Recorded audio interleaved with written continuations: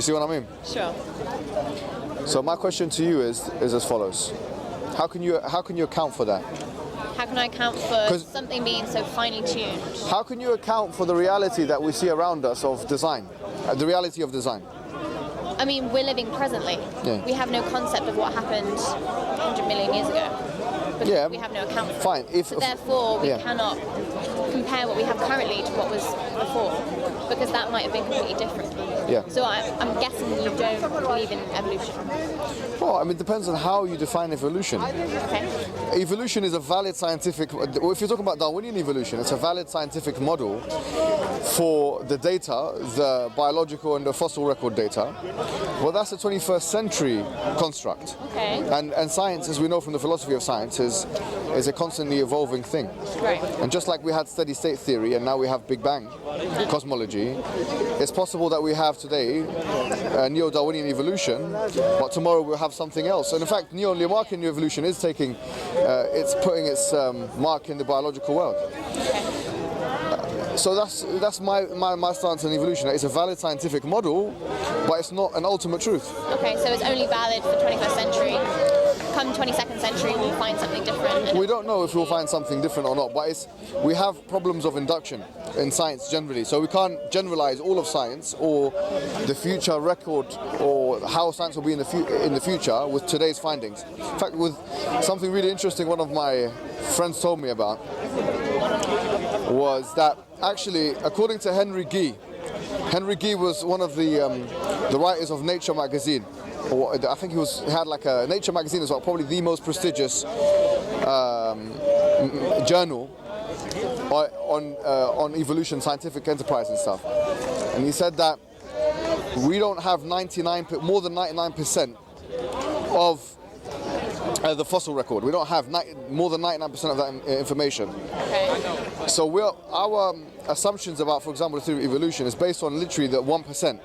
So you're making a generalization, and we're making, like the scientific community is making a generalization on the 1%.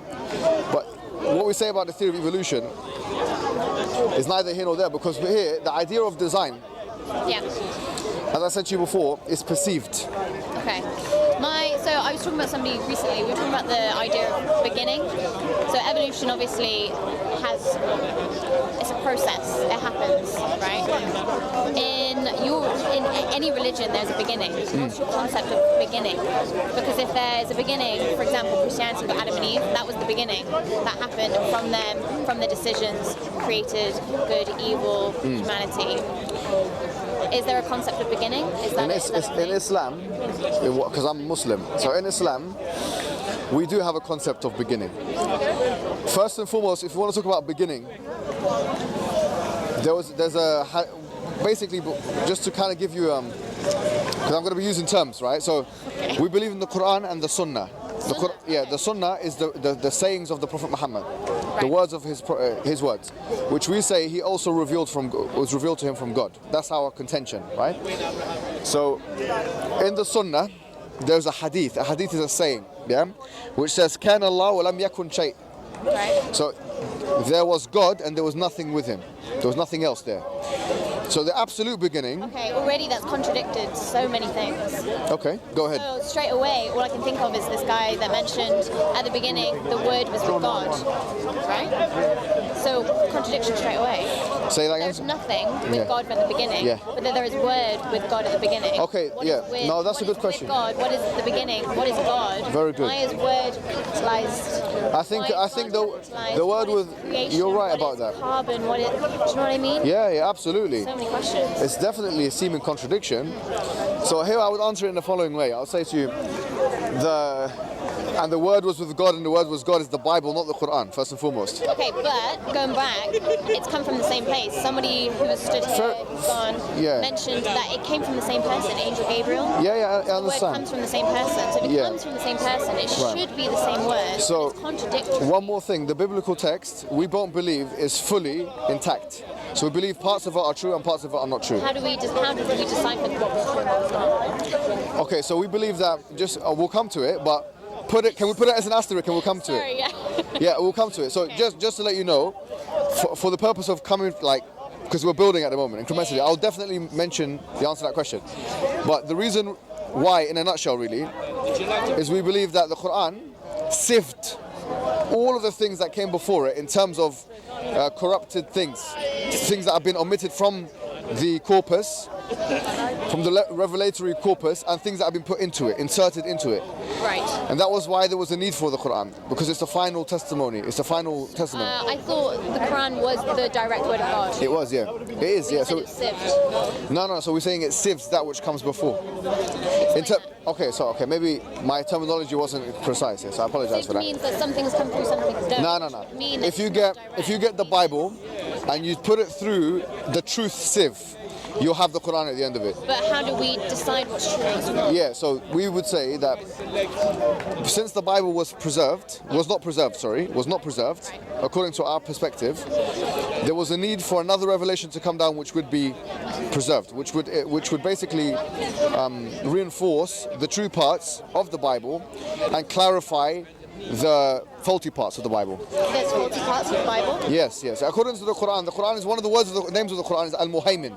Wa Muhayminun alayhi. In chapter 5 of the Quran, somewhere in the 60th or 70 verses, it says that the Quran is a Muhaymin on the Bible or on the previous dispensation. So in other words, that which we have now of the Bible, you'll find in it things which are true and valid and things which are not. So that's the Islamic position. This is the question that keeps happening. Yeah. How do we decide what's true and not? I think that's the question. Definitely. Right. So let me go to your first question and then we'll come to that question, right? Because your first question was, what was the beginning? So you know what? I'm not even bothered about that question anymore. Really? I want to know why we decide what's true and what's not. Okay. Well, the answer to that question will link to this. So let me try and join both together, right?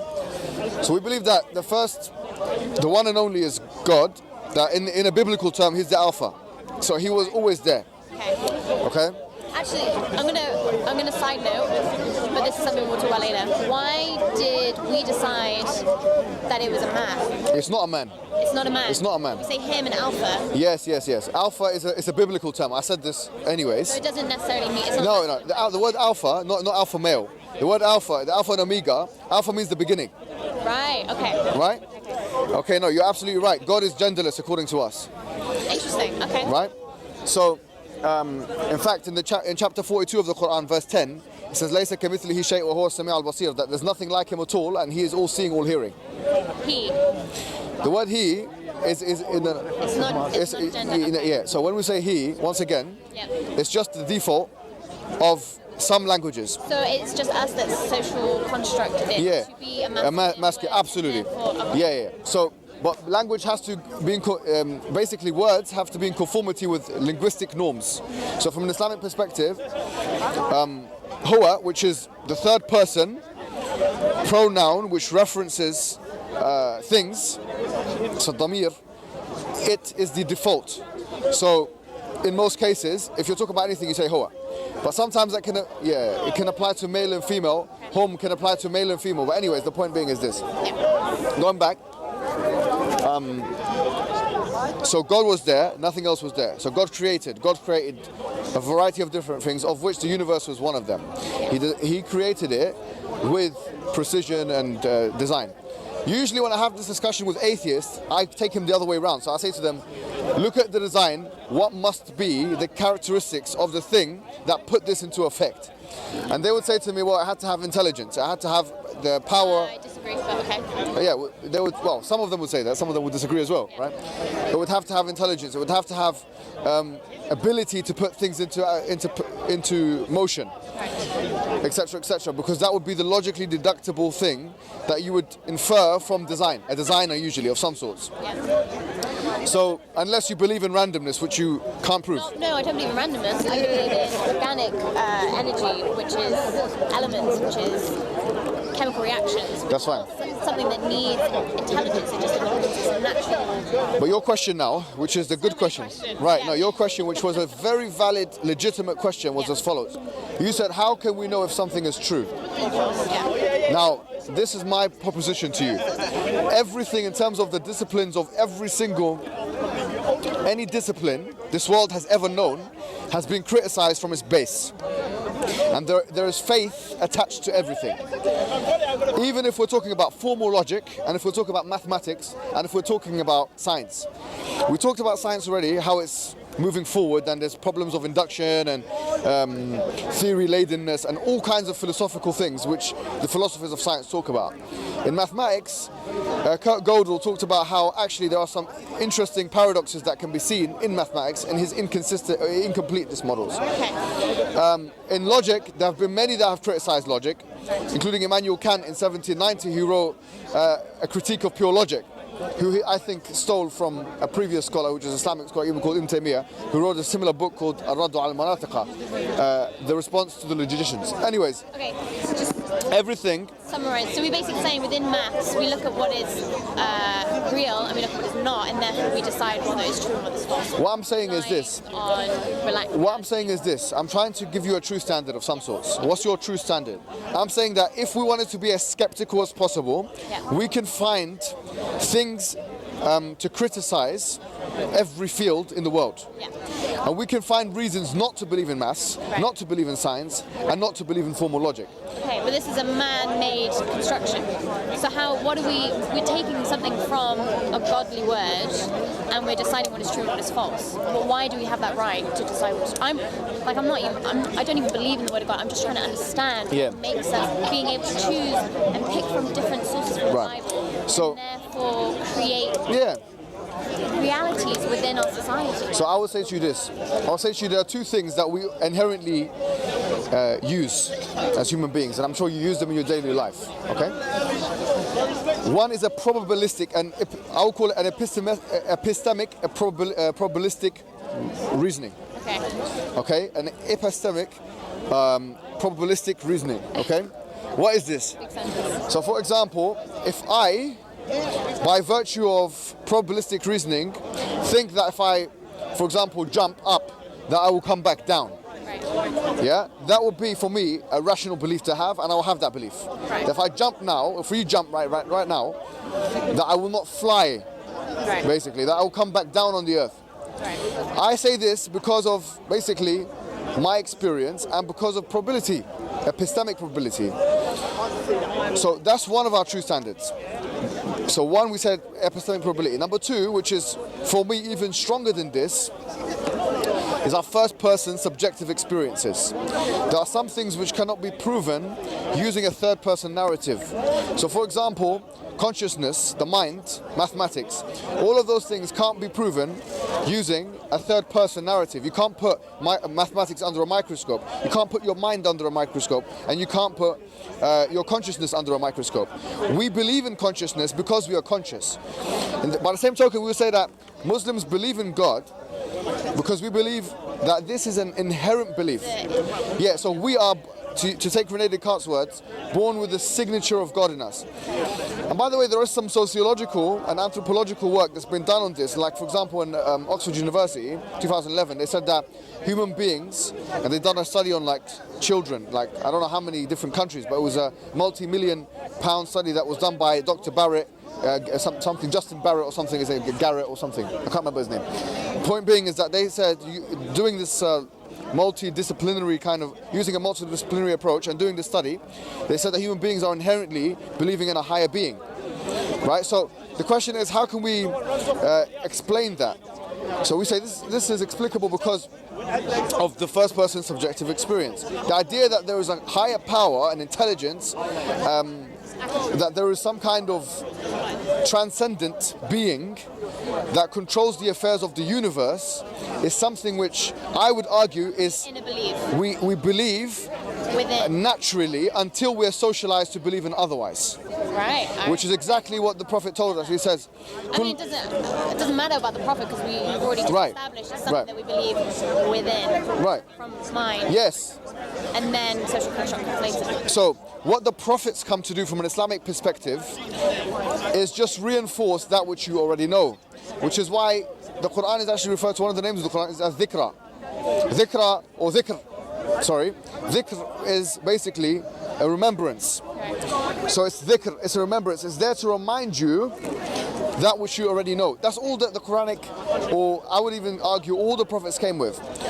Prophets and our narrative, our meta-narrative of religion, came to tell people to believe in the one God, worship in one God, submit your will to that one God. That way you'll be one with nature in that sense. And then after doing that, you can start doing things like giving in charity and following the guidelines of God as per that particular religion. Can we argue that this inner belief is just this natural spirituality that comes within? Again, going back to energy, understanding, consciousness, yes. And then social construct comes later, and that's where religion comes in. Well, I mean, you could argue this. You could argue just about anything, right?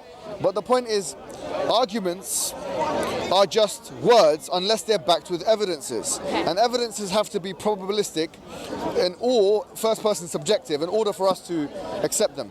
With the problem of the nature versus nurture debate, which is the debate in philosophy and also psychology, is actually that it's kind of like a double-edged sword, because you can never reach the bottom of something. Feminists will come and say, look, pink is a social construct. Okay? Pink for females is for a social construct. Evolutionists, by the way, so I was reading some books that were saying that actually it's not a social construct, because they say that when men were hunter-gathering and they came back, and then women were... sorry, he's not even a Muslim. Yeah, he's not.